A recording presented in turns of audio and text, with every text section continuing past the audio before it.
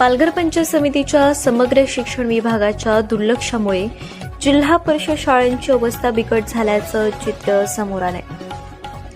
पालघर तालुक्यातील अनेक जिल्हा परिषदेच्या शाळांच्या दुरुस्ती प्रस्तावाकडे या कनिष्ठ शाखा अभियंत्यांचे दुर्लक्ष होत आहे.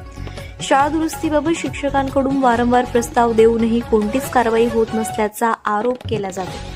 पंचायत समितीच्या टपाल विभागात समग्र शिक्षण विभागासाठी आलेल्या अर्जांचा ढीग लागल्याचंही समोर आलंय.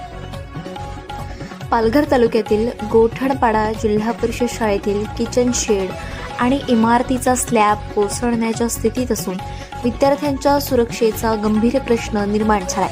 दरम्यान दुरुस्तीवर कोट्यवधी रुपयांचा खर्च होतो, मात्र कामांचा दर्जा आणि निधीचा वापर यावर प्रश्नचिन्ह उपस्थित होते.